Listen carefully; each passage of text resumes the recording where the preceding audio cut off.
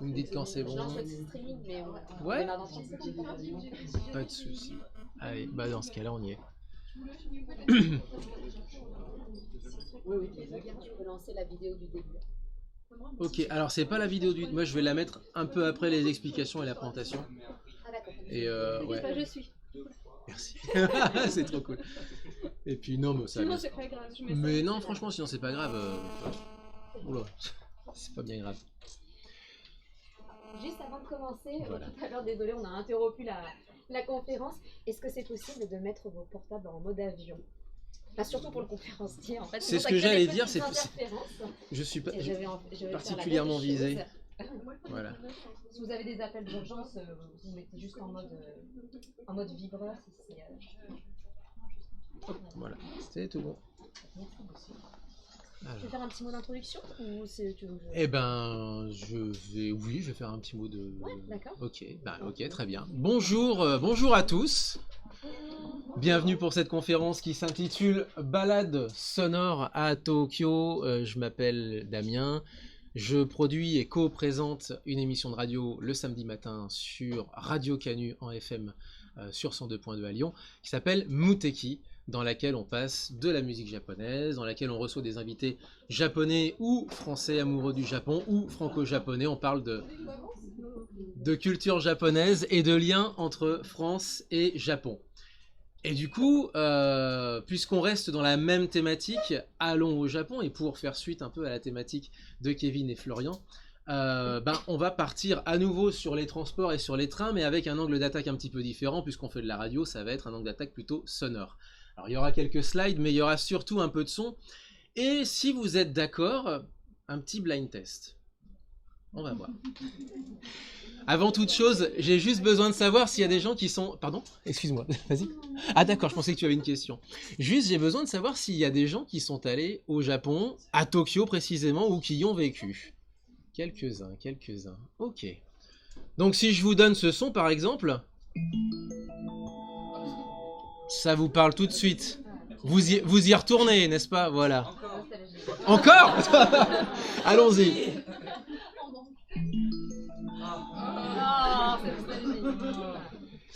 Et c'est parfait parce que c'est là où je voulais en venir pour commencer cette conférence. Un voyage, c'est pas simplement des images de cartes postales, c'est aussi des sons. On nage dans des sons, et au Japon plus particulièrement, et à Tokyo encore plus. Et les sons de Tokyo sont encore même différents de ceux de Osaka ou de Fukuoka.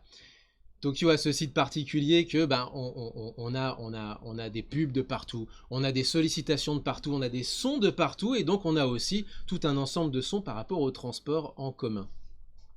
Nous à Muteki, on en est absolument fan, on en a carrément fait une carte interactive qui est dispo sur le site muteki-radio.fr, dans laquelle vous cliquez sur une gare et vous avez carrément la photo de la gare et les différentes musiques de départ de train, les Hasha Melody. Qu'est-ce que c'est qu'une Hasha Melody? Hasha, ça veut dire déjà qu'on y va, donc c'est le départ. C'est le lancement de la machine, du train, de la navette spatiale, on n'en sait rien, mais bref, notamment donc le départ du train. Mais nous à Lyon, on a quoi? Bah nous on a ça. Et à Paris, on est chanceux, à Paris ils ont ça. Et là c'est l'inverse de Tokyo. Si vous entendez ça, il y en a qui ont été à Paris, j'imagine, voilà. Et donc si vous entendez ça, vous avez tout de suite, au contraire, à l'inverse de Tokyo, le stress des portes guillotines qui se ferment. Voilà. À Tokyo, pendant très très longtemps, ça a été aussi ça. Jusqu'en 89, les sonneries, c'était ça. Et la variante, bien sûr, de l'autre côté. Non, je vous la passe. Voilà. Enfin bref, vous avez compris. Je vais pas passer le son jusqu'au bout, hein. Mais c'était relativement désagréable, et en 89, il y avait aux alentours des années 87, 88, 89, il y avait tout un débat autour de ça justement, notamment dans la métropole, dans la mégapole tokyoïte, et notamment le fait que c'était stressant, qu'on cherche des moyens un peu de faire baisser le nombre de courses, de gens qui étaient en retard et qui essaient d'attraper leur train, de réduire aussi un petit peu le stress, et puis aussi pour le voisinage. En 88 par exemple, on a Chiba, la ville de Chiba, qui a décidé de bannir les musiques de départ des trains ou les sonneries ou n'importe quoi. Bref, le voisinage en avait marre. Ils ont signé pétition sur pétition. Et aujourd'hui, Chiba, qui est une très grosse gare, pas aussi grosse que Shinjuku, qui est la plus grosse au monde, mais quand même beaucoup, les gens en ont eu marre d'avoir des sonneries que vous avez entendues à toutes les 30 secondes, quoi, avec les trains qui partaient. Et donc le débat est arrivé à qu'est-ce qu'on peut faire pour réduire un petit peu tout ça, l'effet néfaste de ces sonneries, ben on va inventer des mélodies. Et du coup, il y a des mélodies qui sont nées aux alentours de 89-90, d'abord dans les gares de Tokyo et Shinjuku, et ensuite qui ont été généralisées au reste du réseau, Tokyo Heat, maintenant aussi Osaka, et puis ben, maintenant aussi dans les Shinkansen où vous avez carrément des musiques d'accueil. Lorsque le train part, vous êtes carrément dans un tout confort, c'est même plus un train, c'est une aventure en fait qui vous amène de Tokyo à Osaka ou jusqu'à Kagoshima ou jusqu'à Sapporo. Et donc à Tokyo, on a par exemple tout un florilège de compositions originales, notamment celle-ci.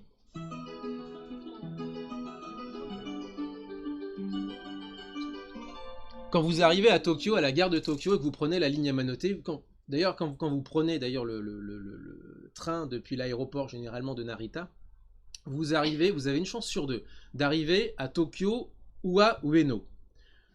Alors, si vous êtes à Ueno, bah tant pis pour vous, vous aurez encore ça. Il y a quelques gares qui ont gardé quand même. Mais si vous êtes à Tokyo, vous avez ça.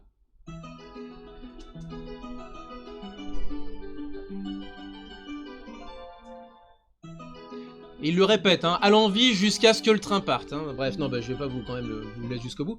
Mais globalement, en fait, c'est vraiment sollicitation. Mais c'est vrai que c'est quand même assez reconnaissable et c'est souvent pour beaucoup l'un des premiers. On s'en rend pas compte parce qu'on n'est pas encore tout à fait dans ce mood-là d'écouter un peu les sons de la ville. Mais c'est l'un des premiers sons qu'on entend. Si vous êtes sur la ligne Yamanote, justement, qui est la ligne la plus emblématique de Tokyo, qui est en fait, en réalité, remarquablement bien designé, mais qui a pris à peu près 50 ans à se mettre. C'est pas un projet ex nihilo, ça a été vraiment des bouts de ligne qui se sont mis et qui ont fait une ligne circulaire. Bah, vous avez ça. Gare de Tokyo aussi. Ou alors, peut-être, vous connaissez voilà, vous avez été sur la ligne Yamanote, j'imagine, voilà, pour ceux qui ont été à Tokyo, bah, vous avez entendu ça alors dans ce cas-là. Voilà. Ça, c'est plus emblématique parce qu'il y a à peu près la moitié des gares de la Yamanote qui ont ça dans un sens. Et dans l'autre sens, ça n'a rien à voir. Alors, il y a une raison supplémentaire à ne pas emmerder le voisinage, c'est aussi ne pas se tromper de voix. En fait, chaque voix a sa sonnerie pour bien reconnaître la voie la voie qu'on cherche ou à partir duquel le train va partir. Par exemple, je sais pas si vous... Alors, il y a vraiment tout. Là, ça c'est mignon, encore une fois. Et il y a même des fois où c'est complètement épique, et j'ai même presque envie de dire inutilement épique, par exemple.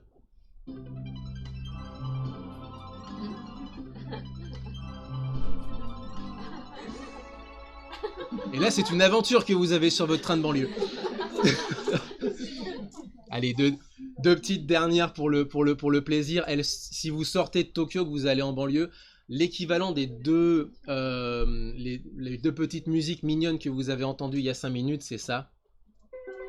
Voilà. Là, c'est vous êtes sorti de Tokyo et vous prenez un train de banlieue. Ou alors de l'autre côté, vous avez ça. Mais généralement, ils sont couplés.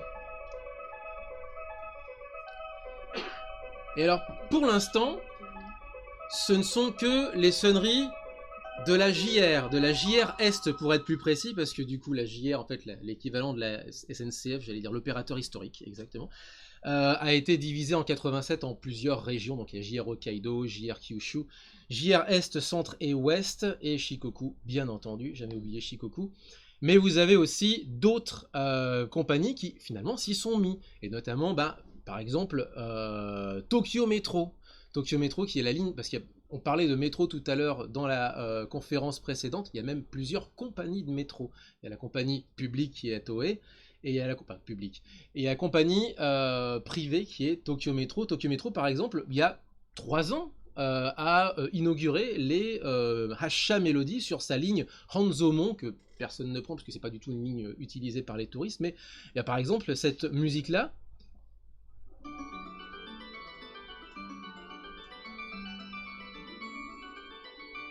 Et ils sont allés jusqu'à carrément donner des fois carrément des noms à leur mélodie. Celle-ci s'appelle Métolo Dego. Enfin, prenons le métro un petit peu pour faire écho au jeu vidéo de train. Oui, parce qu'il y a un jeu vidéo de train qui s'appelle Densha Dego, qui est un jeu vidéo emblématique depuis quelque chose comme 25 ans aussi, quelque chose comme ça. Pour la Toei, par exemple, c'est un peu plus standardisé, vous avez ça. Voilà.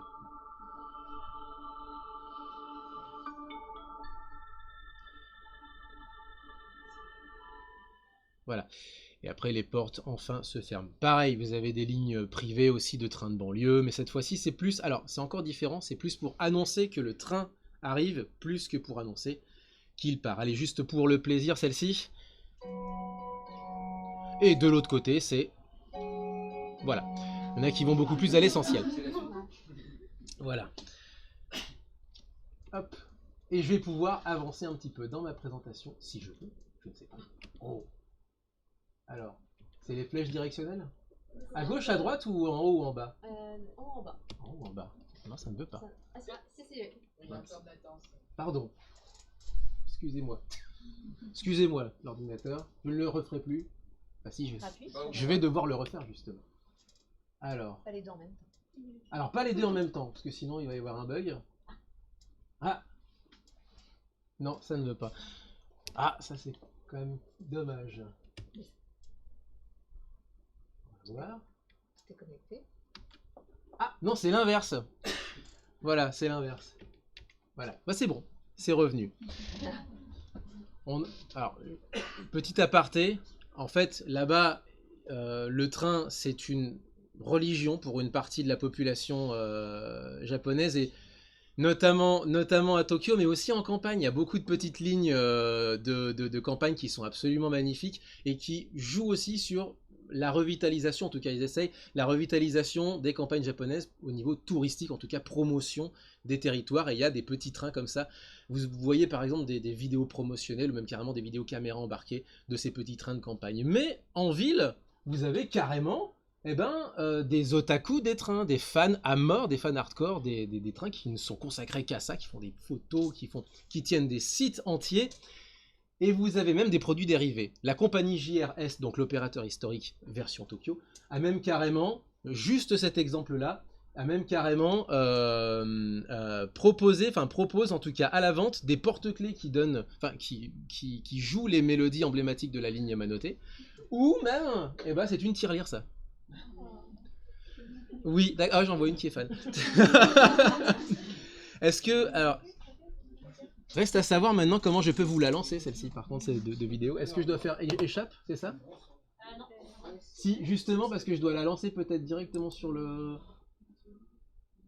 Voilà, c'est mon lecteur USB. Non, c'est pas mon lecteur USB à moi, ça. C'est à moi. C'est à moi. Alors, non, pardon, je suis désolé. Ah, bon. Mince. Où est ton lecteur USB? Échange PC, non? C'est pas ça? Non, c'est pas grave. Non, descends, tu dois descendre. Ah non, ah bon mince. Bon, c'est pas grave.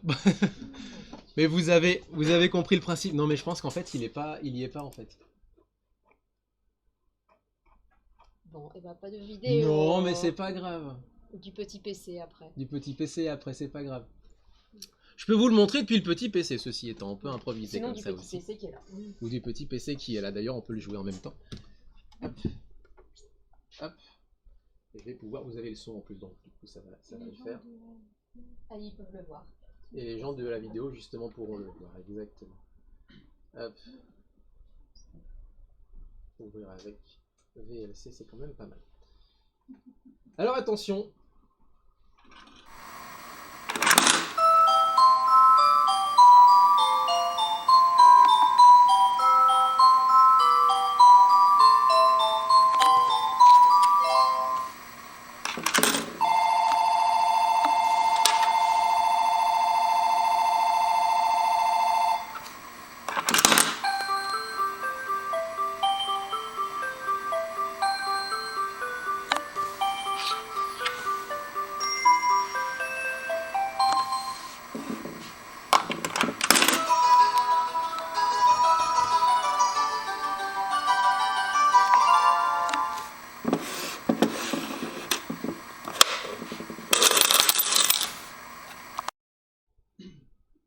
C'est ça? Ouais.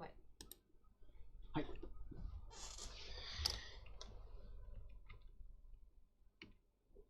Ah. C'est vrai que les problèmes techniques, c'est qu'avec toi. C'est vrai? Ouais. Ah mince. Ah, c'est bon? Ouais. Ah, voilà. Et donc, moi, ce que je vais vous proposer un petit peu, c'est un blind test. Pourquoi? Parce que là, pour l'instant, ce qu'on a vu, ce ne sont que des compositions originales. Il y a des compagnies qui sont spécialisées dans la composition, dans l'adaptation, et la composition aussi d'ailleurs, en MIDI, vous l'avez compris, parce que c'est quand même du petit synthé vite fouille, de pièces originales qui servent de sonnerie, de départ, de train, avant que le train puisse partir. Mais il y a aussi, du coup, à ce moment-là, des adaptations d'œuvres connues. Il y a des quartiers qui ont voulu rendre hommage à un artiste. Il y a des quartiers qui ont voulu rendre hommage à un personnage de la pop culture japonaise. Et là, on en vient enfin, si j'ose dire, à la pop culture. Et donc, ce que je vous propose, c'est d'essayer de retrouver ensemble tout parti des différents personnages et artistes qui vont être j'allais dire croqués si c'était une illustration, mais en tout cas adaptés en version MIDI. Ça, ce que vous voyez ici, c'est une télécommande vraiment ancien modèle pour lancer la Hacha Melody. Maintenant, à Tokyo, ça se fait de manière complètement automatisée, mais en campagne, en grande banlieue encore aussi, on trouve ce genre de truc. Alors vous allez me dire, mais en fait, on peut n'importe quel couillon peut appuyer sur le bouton on/off. Non, il y a une clé pour voilà. Je vous rassure. Une clé que seul a un employé de la JR ou de la Tobu ou n'importe quoi. Achat Bellu, les gars, c'est marqué. Attention. Du coup, premier candidat pour notre listing de mélodies que je retrouve et que je vous ai trouvé ici. Attention, c'est parti. Le plus célèbre, celui-ci, je pense que si vous avez été à Tokyo, vous vous dites « Ah, oh, c'est bon, on l'a déjà assez entendu comme ça. »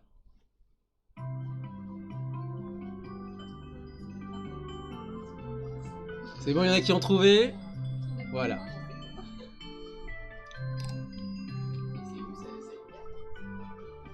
Alors on y vient justement, c'est où cette gare? C'est Takada no Baba, qui, ironiquement, et c'est très drôle justement, parce que nous ça a été un succès aussi dans les années 80, ce dessin animé, est situé pas très loin, alors pas très loin de manière relative, pas très loin du quartier quartier réputé des Français, on assimile au quartier des Français, qui est Kagurazaka. Je crois que c'est Kagurazaka qui s'appelle ce quartier-là, qui est à côté de Takada no Baba.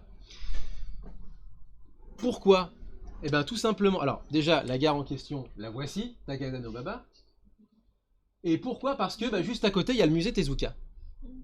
Et il y a le siège encore actuel de Tezuka Productions, puisque la compagnie existe toujours. Tezuka n'a pas fait que Astro Boy, en tout cas nous en France aussi on n'a pas connu que Astro Boy. Mais en tout cas, bien entendu, le plus célèbre, c'est le petit robot. Et il n'y a pas qu'à Takada no Baba, il y a aussi à Niiza, et là c'est dans la grande banlieue de Tokyo, sur la ligne Musashino, alors qui est une autre ligne qui fait le tour de Tokyo, où vous avez un studio de production, d'animation, de notamment Astro Boy, donc de Tezuka Productions, et vous avez aussi une variation du même thème, mais qui n'a rien à voir.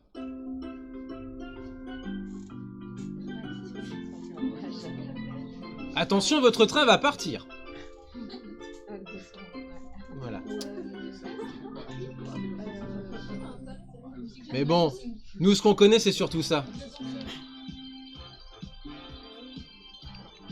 Oh non! Oh le spoil! Je voulais baisser le son sur mon ordi, ça m'apprendra.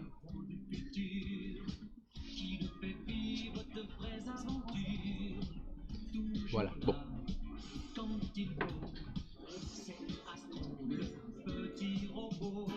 Oh on va monter le son. Enfin, oui, je vais remonter le son, promis. Bon, la prochaine. Bon, ça vous savez qui c'est. Là, on change de quartier.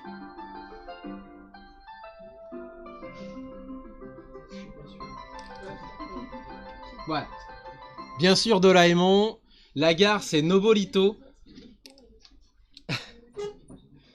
Et en fait, c'est là où se trouve le studio de production, justement, Ah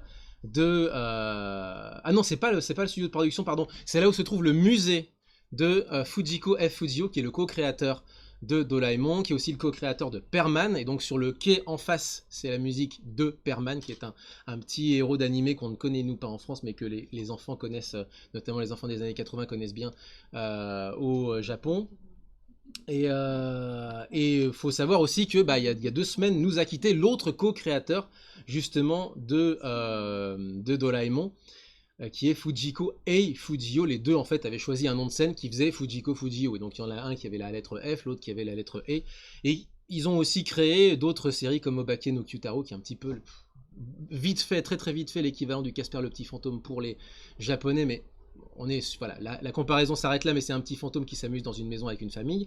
Et c'est aussi ce sont aussi les créateurs de Malicious Kiki, si vous avez connu dans les années 80.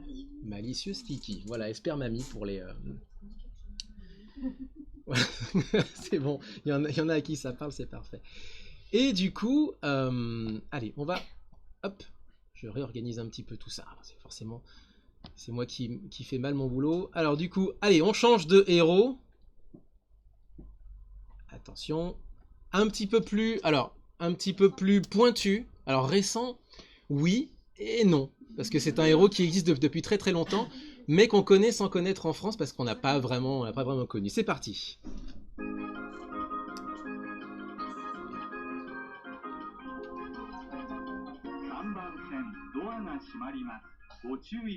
Vous aurez compris, hein, c'est le quai numéro 3, attention, le train va partir, etc. etc. Est-ce qu'il y en a qui connaissent ce petit extrait sonore? Ah, c'est pas évident, hein. Voilà, le Pinchan.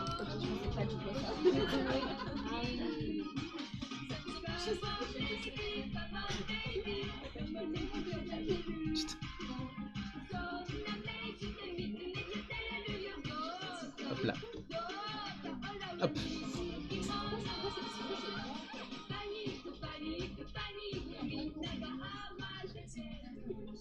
Alors pourquoi? Parce qu'en fait l'histoire se passe dans le quartier, à Cascavel. Et au début de la BD, en fait, d'ailleurs, ils n'avaient pas le droit de donner le nom du quartier, donc ils avaient transformé ça en Harukabe, visiblement. Et puis visiblement, Cascavel était très content qu'on utilise, visiblement, en tout cas le comité de quartier était très content. Et du coup, ils ont dit, ouais, allez-y, pas de soucis, ça se passe à Cascavel. Bon, bah du coup, maintenant, ils en ont carrément décoré la station, et c'est relativement récent, ça date d'il y a 5 ans à peine. Alors, pas un animé, mais quand même pour les enfants. C'est un peu comme le petit écolier, ce n'est que pour les enfants. Et alors celui-ci, c'est vraiment que pour les enfants. Alors attention, attention, attention. Voilà.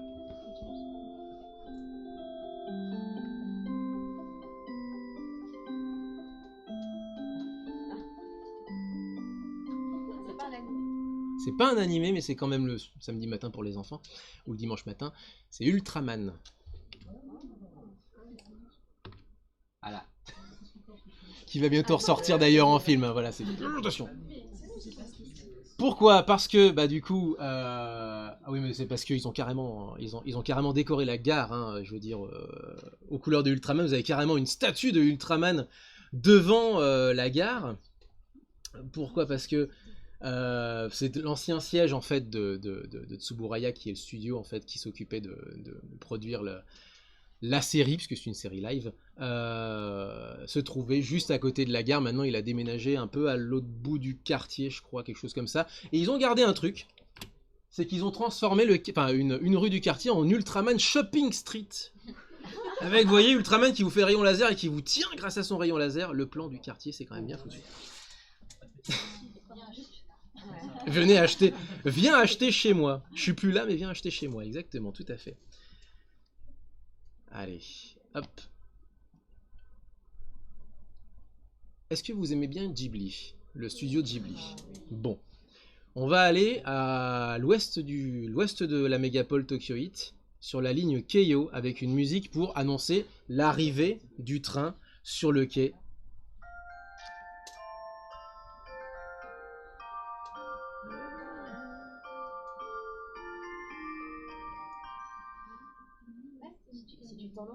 Si tu tends l'oreille, exactement.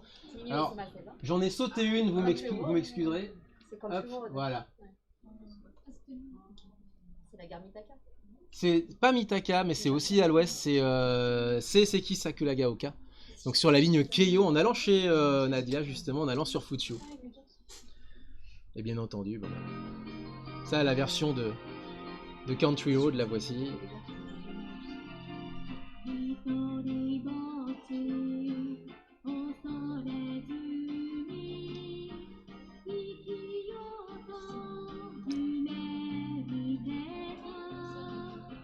Hop, hop.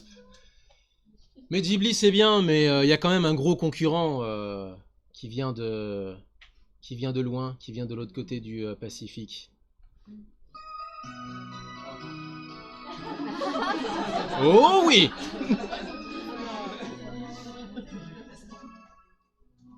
Nibansen do nashinarimasu gochūi kudasai. Et bien entendu, là bon, vous aurez compris, hein, c'est la gare. Alors voilà, la gare de Seki Sakuragaoka, la voici. Et voici donc voilà Tokyo Disneyland.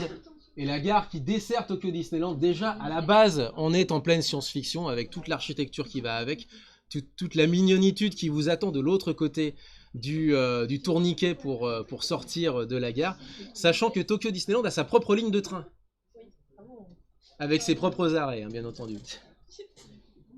Je ne sais pas si vous le saviez, mais It's a Small World était aussi chanté par Maurice Chevalier à une époque. Maurice Chevalier. Alors ça... Voilà. Bon. Je vous propose de vous laver les oreilles avec un thème beaucoup plus connu et je pense que il va y avoir des mains qui vont se lever pour dire « Ah, je connais. Ah, attention !» Ah non, c'est pas ça. C'était celui d'après, pardon. Bon, alors ça c'est vraiment vieux. Non, vous... Attention. Ça, si vous avez grandi au Japon dans les années 80, vous connaissez peut-être... Alors là, pour le coup...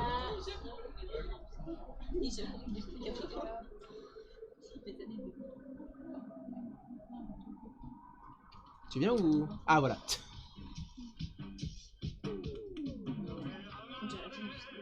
Gundam. Il y a carrément une statue de Gundam, c'est pareil aussi... Devant une gare, c'est la gare de Kamiigusa sur la ligne Seibu-Shinjuku. Et là, pareil aussi, c'est l'ancien siège de la production du studio Sunrise, voilà, qui a déménagé en 2021 de l'autre côté du quartier, mais enfin qui est resté plus ou moins dans le même voisinage. Et du coup, on reste dans l'ouest de Tokyo avec cette mélodie que personne ne connaît.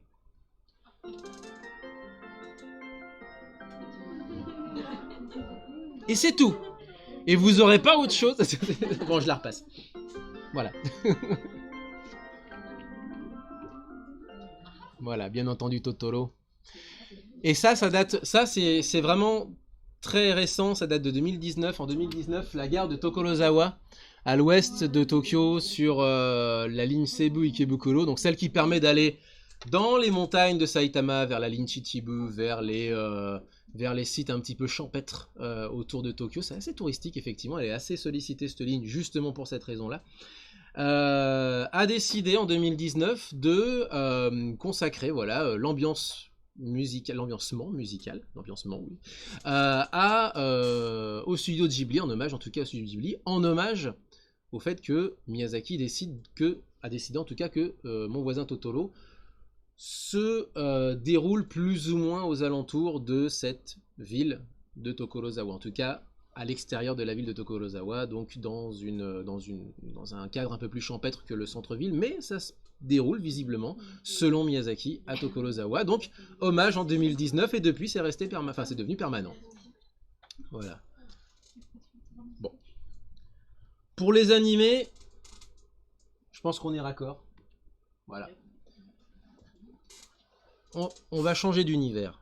Mais alors, on va changer d'univers complètement. Mais c'est une chanson que tout le monde connaît, même si je pense qu'elle fait peut-être 2 fois, 3 fois mon âge, je n'en sais rien. Allons-y, c'est parti.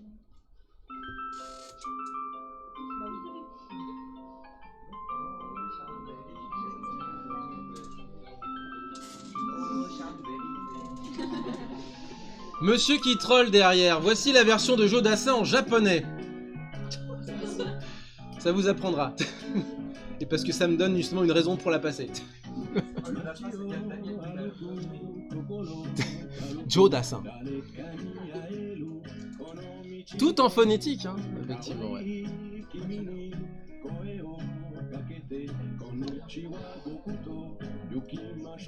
Et attention.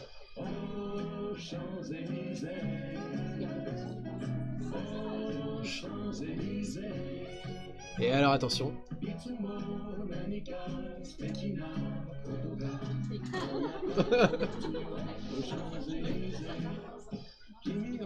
Voilà, donc Champs-Élysées, Jodassin, dans une gare du... Alors, ça se passe où? Ça se passe... Ah, non, c'est pas Godzilla. Comment ça a été... Alors, du coup, c'était... Je ne sais pas, mais c'est pas grave. Où est-ce qu'elles sont, les photos? Fais voir. Ah non, c'est clair, c'est pas du tout ça. Attends. On peut aller voir le diaporama. C'est là? Non, sommaire. Ah si, c'est peut-être ça le sommaire. Alors ça, je m'y attendais pas. On n'a rien modifié, hein, tu sais, dans ton dos. Hein. Non, je sais, mais c'est pas grave. Attends, hop, hop. Regardez pas. Ouais. Fermez les yeux. Même sur le Twitch, fermez les yeux. Ouais. C'est mort. On a vraiment les comptes de honte. Ah, voilà.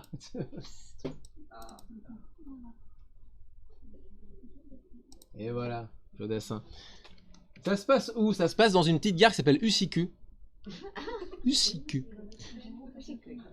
Et ça se passe alors vraiment très loin en allant sur Sendai, donc vraiment en grande banlieue de Tokyo. C'est à la campagne, et là en fait en pleine campagne à l'extérieur de Tokyo, t'as ça comme musique de départ des trains. Pourquoi? Parce que ça c'est le château Ushiku, en français dans le texte, château Ushiku. On pourrait faire d'ailleurs une conférence entière sur le franc-poney et sur l'utilisation à des fins marketing du français dans le marketing japonais, notamment dans les grandes villes, surtout dans les grandes villes, avec notamment voilà, tout ce qui est utilisation des mots français un peu n'importe comment. Bon là pour le coup on est vraiment sur un château et on est vraiment sur un domaine viticole dans le sens où on pourrait imaginer le mot château. Donc il y a vraiment des vignes autour, il y a vraiment une cave, il y a vraiment un petit musée d'œnologie qui est à proximité, bien sûr le restaurant UP qui va avec. Donc le château Ushiku justifie le fait qu'il y a une chanson française parce qu'ils se sont dit château français, enfin château et vin France, Champs-Élysées, enfin France, Paris, voilà l'étape intermédiaire, Paris, Champs-Élysées, Jodassin évidemment, voilà.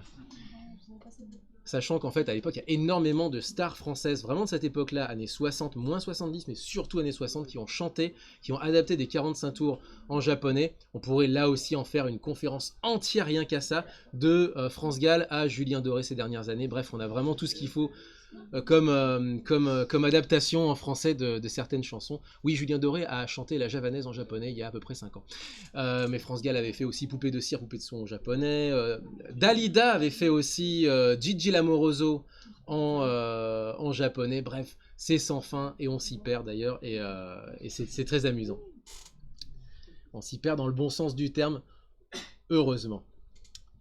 Moins connu, alors on a aussi, alors là c'est une association d'idées qui fait que Jodassin se retrouve en pleine campagne japonaise. Il y a aussi de manière beaucoup plus frontale des hommages plus directs, par exemple à des stars des années 50, 60, 70, par exemple Ginza, quartier ACUP, et ils ont choisi une légende de la chanson japonaise. Ça vous dira pas grand chose, mais en tout cas, cette chanson-là, elle était assez connue dans les années 60. Ça a été vraiment un tube des années 60. Omatsuri Mambo, et c'est Hibari Misora Hibari en japonais, qui est l'équivalent à la fois d'Edith Piaf et d'Aznavour. Voilà, la classe intemporelle, elle est décédée en 89, quelque chose comme ça. Mais elle a une carrière...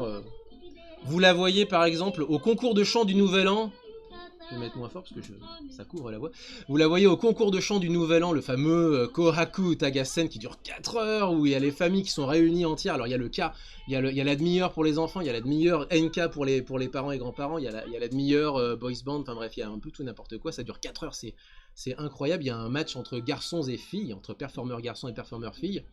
Et vers la fin, vous avez les patrons, les boss du game du top 50 japonais qui débarquent, mais alors qui débarquent à la manière de l'empereur.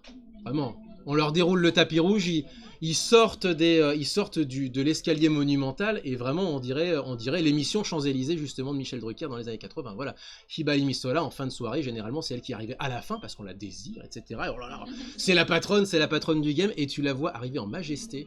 Avec d'autres stars de la chanson qui lui font une haie d'honneur, c'est pour vous dire si c'est la senpai de toutes les senpai. En tout cas, à l'époque, c'était le cas. Et d'autres qui rêvaient de prendre sa place, bien entendu. Allez, on va changer. Je vous en passe une. Voilà. Est-ce qu'il y en a qui connaissent un petit peu le rock japonais? Un petit peu. Le rock japonais de ces 20, 10, 15, 20, 25 dernières années. Allez, c'est parti.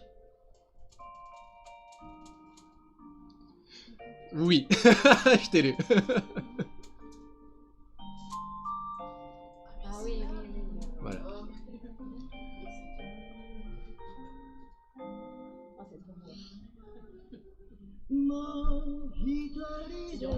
Voilà. Oui, c'est du rock. C'est du rock, hein. C'est même pas la peine d'aller plus loin que ça, on reconnaît tout de suite la chanson, bien entendu. J'ai tellement de joie. Voilà, j'en ai sauté une, vous allez la voir en diaporama. En fait, il se trouve que, alors, pour ce qui est de Hibari Misola, en fait, elle était originaire du coin. Et pareil pour le groupe. Non, c'était pas elle. Oh, c'est pas grave. Pour ce qui est de Ex-Japan, c'est pas grave. Pour ce qui est de Ex-Japan, c'est pareil aussi en fait, c'est qu'ils sont du coin. Ça se passe où? Ça se passe en fait dans le département de Chiba. La ville s'appelle Tateyama, donc c'est vraiment loin dans la campagne en fait, sur la péninsule de Bohoso. Je crois que ça elle s'appelle comme ça. C'est la péninsule qui regarde en fait Yokohama en face en fait. Yokohama et Yokosuka sont d'un côté et la péninsule est de l'autre côté. Donc Tateyama est juste de l'autre côté. Il y a un bac d'ailleurs pour relier, il y a un ferry. Et en fait, Yoshiki et Toshi de Ex-Japan, tous les deux sont précisément de cette commune-là. Et quelque part en 2000, pareil, c'est très récent, en 2018, quelque chose comme ça, il a été décidé d'inaugurer une nouvelle musique de départ de train, cette fois-ci complètement consacrée à Ex-Japan, avec donc Forever Love. Je ne sais pas combien Yoshiki s'est pris, mais ça, je le regarde. Alors, suivante. Alors cette fois-ci, on revient sur des choses un petit peu plus récentes.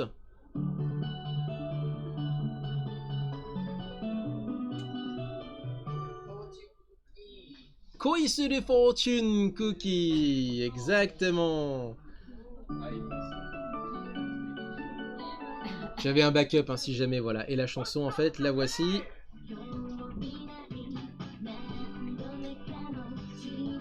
Et donc on y est. Effectivement, les voici. Hein. Bon. C'est les AKB 48. Pour ceux qui ne savent pas, voilà. Mais c'était il y a 10 ans. Hein. Voilà, ça commence à dater un petit peu. 2014, 8 ans. Alors, c'est pire que ça. C'est encore pire que ce que tu viens de me dire. C'est-à-dire qu'en fait, c'était 3 unités de 12, effectivement, voilà, et qui se renouvelaient assez régulièrement.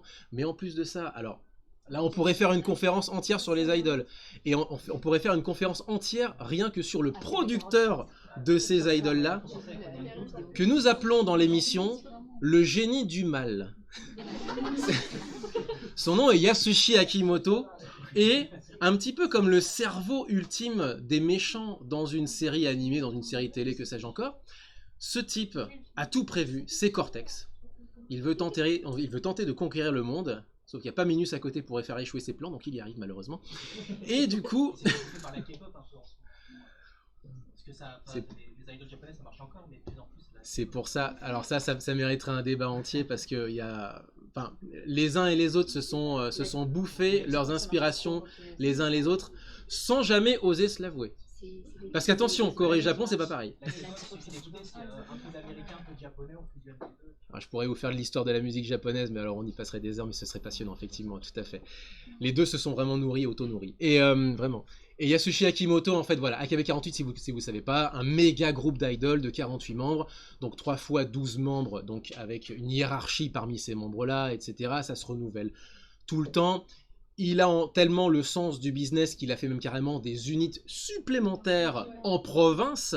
Parce que AKB veut dire Akiba. Si vous ne saviez pas, voilà, c'est le groupe d'idoles qui est censé être le groupe d'idoles ultime de Akihabara, qui en compte déjà beaucoup. Attends, on y vient justement. C'est justement, on y vient. C'est qu'il a prévu, on va déjà rester pour le coup sur le Japon. Il est allé à Osaka, il a créé NMB48, pas pour Osaka mais pour exactement, Namba. Il a fait HKT48, vous savez pourquoi? Hakata, exactement. Le centre-ville de Fukuoka, puisque Fukuoka est une réunion de plusieurs communes. Vous avez aussi STU48, je crois que c'est Niigata, je crois. Et vous avez ensuite, à l'étranger, et on y vient, vous avez BNK48, avec notamment qui chante Koisuru Fortune Cookie en thaïlandais, puisque c'est Bangkok 48 du coup. Vous avez JKT48, qui est Jakarta, bien entendu, c'est l'Indonésie, etc. Je crois qu'il a essayé effectivement en Europe, mais ça n'a pas marché. Ouais, je crois qu'il a fait un truc en Italie, mais ça a duré, ils ont sorti un single, ça a bidé, et un truc comme ça. Ça a bidé, ouais, ça a bidé, exactement, tout à fait. Je ne connais pas le nom du groupe, mais effectivement, oui, il a essayé. Bref, le génie du mal. Et bien entendu, parce que, j'ai oublié de vous dire, c'est pas le génie du mal pour rien, bien entendu, il y a le AKB 48 pour Akihabara, bien entendu, une sonnerie de train pour Akihabara, là c'est la version métro, vous n'allez pas trouver ça sur la grande gare de JR, vous allez en sous-sol et c'est la ligne de métro Hibiya. Mais par contre, vous avez aussi le Nogizaka, une autre ligne de métro, effectivement, avec la station Nogizaka, avec le groupe Nogizaka 46, bien entendu, parce que rien ne se perd, avec Yasushi Akimoto.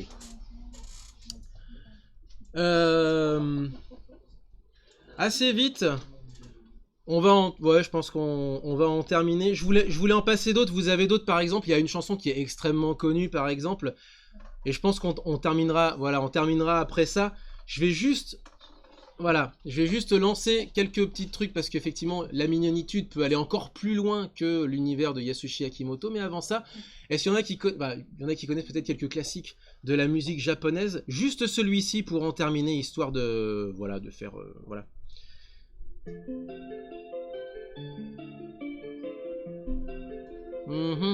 qui est dans un Ghibli aussi, c'est pour ça que je la passe.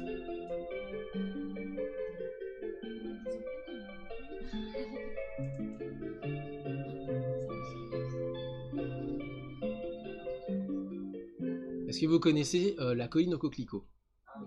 Voilà. Dans la colline au coquelicot, au milieu du film, et c'est vraiment le milieu du film, c'est le moment où les deux petits mignonnets tourtereaux se rapprochent, et en fond sonore, vous entendez ça. Et ça, c'est l'équivalent de la bohème pour nous en France. Même quand on a 3 fois l'âge de la chanson, on connaît.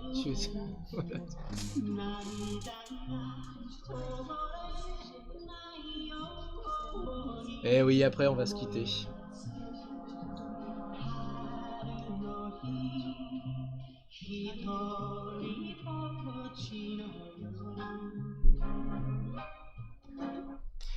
Et on va se quitter, avant de se quitter justement, alors quelques slides effectivement vite fait parmi celles que j'avais prévues pour le blind test, parce qu'il y a effectivement des chansons, bien entendu. Bon, alors le groupe Stardust Revue qui était du coin, ex-Japan, on en a parlé, c'est quand même joli Tateyama ceci étant. Uemuite Haruko, voilà le 45 tours, et bien entendu Keikyu Kawasaki, parce que Kyu Sakamoto, le chanteur, est originaire du coin, c'est au sud de Tokyo, c'est sur la ligne Keikyu, donc la ligne qui amène à l'aéroport de Haneda. Là, bon, forcément, vous avez Momoe Yamaguchi qui est aussi de Yokosuka. Il y a vraiment tout plein. Makenaide Zard, si vous connaissez un petit peu, elle est de la région de Hiratsuka, sur le littoral, sur la Riviera Tokyoite. Et si vous vous faites accueillir à l'aéroport de Haneda, vous vous faites accueillir par Sekai no Owari, qui est un groupe de maintenant, avec la chanson Dragon Knight. Voilà. Mais il y a aussi des sonneries de train qui rendent hommage à des stades et des clubs sportifs qui sont à côté. Et les clubs sportifs, c'est de la mignonitude puisqu'il y a beaucoup de mascottes. Que ce soit les Giants par exemple au Tokyo Dome, que ce soit les Chiba Lotte Marines à Chiba, bref, Yokohama avec sa fameuse gare avec ses casques de baseball qui sont au-dessus de la gare, les F Marinos, etc., Ardija, les Lions, qui ne sont absolument pas prétentieux, bien entendu, qui ont même carrément leur ligne de métro. Oui, il y a aussi des métros à la lyonnaise, hein, à Tokyo, mais alors il faut les chercher. Hein. Celui-ci, il est très très loin, c'est Saitama. Le Leo Liner, exactement, avec des trains même carrément, des trains promotionnels. Exactement. Et vous avez aussi des musiques en hommage à des mascottes, et notamment à Narita. Vous avez la mascotte de Narita qui s'appelle Unari-kun. Donc c'est de la mignonitude, vous avez carrément une chanson avec, vous avez carrément une chorégraphie avec. Et justement, pour en terminer, puisqu'on est sur de la mignonitude, puisqu'on est sur de l'improbable, parce que là il s'agit quand même d'une mascotte d'aéroport qui a son propre clip et qui a sa propre chorégraphie. Voilà. Ce que je vous propose, c'est de regarder, mais vous allez regarder sur le mien du coup, le clip à l'inverse que des Français ont réalisé quelque part en 2013. Parce que on s'est dit, mais en fait, il y a de la mignonitude, il y a des bandes annonces et des des génériques d'ouverture des openings d'animés. Aussi par rapport à, je sais pas moi, des trains, des choses comme ça. Et pourquoi on le ferait pas en France après tout? Ah ouais? Pourquoi on ferait pas?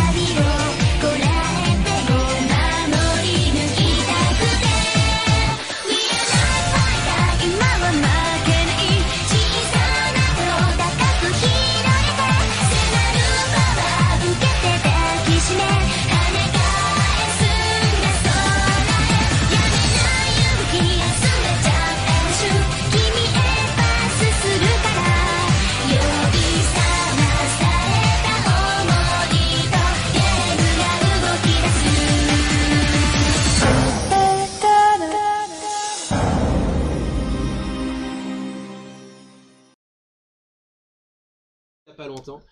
Et donc je voulais terminer avec ça parce que oui aussi le train à la japonaise a influencé beaucoup de monde, ne serait-ce que pour des parodies par exemple.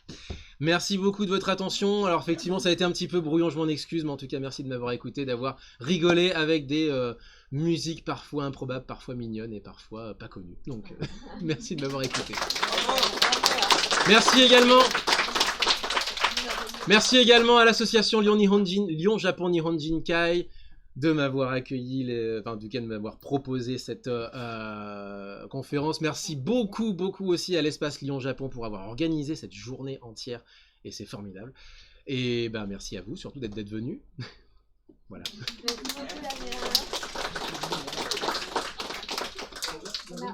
On a 5 minutes à peu près. Ouais, je suis désolé, ça fait des questions en moins, c'est désolé. J'avais juste une petite question, comme on parlait tout à l'heure des musiques. J'ai vu que par exemple, pour les aveugles, il y a des musiques, entre autres à Tokyo, pour pouvoir traverser au feu. Oui. Et j'ai l'impression, mais je voulais juste la certitude, elles sont toutes différentes. C'est bien ça? Non. Alors oui et non. Alors en fait, elles sont pas toutes différentes par rapport. Si vous me dites elles sont toutes différentes à chaque croisement, non. Par contre, elles sont toutes différentes à chaque préfecture, oui. Par exemple, la musique, moi j'avais été personnellement en fait, j'ai été essentiellement à Tokyo et Oita en voyage lorsque j'ai été en voyage au Japon. À Tokyo, vous avez d'ailleurs une petite musique que vous entendez assez souvent, un petit bip ou un petit cui-cui d'ailleurs artificiel que vous entendez beaucoup dans les animés. À Oita, et ça, vous l'entendez d'ailleurs dans certains animés qui se passent en province, vous avez carrément une musique, qui fait voilà. Et donc vous avez, selon les préfectures, vous avez donc effectivement tout à fait des musiques différentes. En fonction de l'orientation, il y a une différence de sonorité pour savoir si c'est Et le passage piéton comme ça ou comme ça. Alors je crois pas justement, parce que j'ai pas eu ça. Alors là c'est vraiment du souvenir, mais j'ai pas cette impression-là. Au contraire, j'ai l'impression d'avoir tout le temps entendu le cuicui, quel que soit le sens de circulation en fait. Le Tokyo, c'est vraiment un cuicui artificiel. Hein, voilà, c'est ça. Exactement, voilà. Mais c'est un cuicui très robotique. Hein. En parlant de cuicui, d'ailleurs, ça fait penser, tout à l'heure, on a parlé de Amano Hashidate, qui est le bras céleste, en fait, qui a un très beau paysage à voir au Japon. Et quand on prend le téléphérique, et quand on descend, on entend des bruits d'oiseaux et on se dit oh, il y a plein d'oiseaux autour de nous, c'est trop bien, etc. Non, c'est artificiel. Ouais, il y a beaucoup de choses, oui. Il y a beaucoup de choses artificielles. Dans les gares aussi, à l'intérieur même des gares, vous avez des ambiances sonores un peu champêtres justement pour calmer. Ils se sont rendus compte que ça marchait avec les mélodies, alors ils ont fait ça pour toute la gare également. Je crois qu'il y a plein de nids d'oiseaux. Alors c'est une bonne remarque. C'est-à-dire qu'en fait, c'est un petit peu l'inverse de la France. En France, on a, par exemple, dans une gare ou dans les transports en commun, on parle énormément. Et finalement, il y a peu de musique, à part à Lyon. Lyon est une exception avec le groove jazz qu'on entend de temps en temps sur la ligne D. À l'inverse, Tokyo, justement, il y a énormément... Les gens ne parlent pas en fait en pleine rue, mais il y a énormément de bruit de partout. Il y a vraiment beaucoup d'ambiance sonore. C'est l'inverse. Ouais. Est-ce que vous avez d'autres questions? Oui, pardon. Je suis désolée, mais ça m'est venu par rapport aux groupes de musique en France. Oui. Je ne sais pas du tout si vous allez pouvoir répondre, mais du coup, ces musiques, elles sont considérées comme libres de droit, genre la préfecture de Mende ou tout ça, ou elles versent des royalties aux auteurs? Ce sont des transactions payées. Il y a même des fois où, en fait, je vous parlais de Sekai no Wari à l'aéroport de Narita, c'est un appel d'offres. Voilà. Il y a rien à voir, ce groupe n'a rien à voir avec la région géographique où se trouve l'aéroport. Ils ont gagné un concours. Enfin, ils ont gagné un appel d'offres en fait. C'est le producteur surtout qui a gagné. Plus que le groupe, oui. Hier, je te l'ai dit, mais tu pourrais vraiment sortir un livre sonore là-dessus. Sur, ce serait drôle. Ah oui. Alors, par contre, on va négocier. Mais là, par contre, c'est moi qui devrais payer les droits. Pour le coup, c'est différent. On a négocié avec la SACEM, puisque je crois que la SACEM a négocié pour que les musiques japonaises puissent être diffusées en France sans trop de galère. C'est ce qui nous... Alors nous en fait, avec Muteki, comme on est une émission sur une radio FM, on paye déjà nous-mêmes la licence radiophonique. Donc on est couvert. Mais si on était une web radio, exactement, si on était une web radio, on serait enfin protégé, ce qui n'aurait pas été le cas il y a à peine quelques années, tout à fait. Ouais. Est-ce que vous avez encore d'autres questions éventuellement? Je vous remercie énormément de m'avoir écouté. Merci Damien, bravo encore.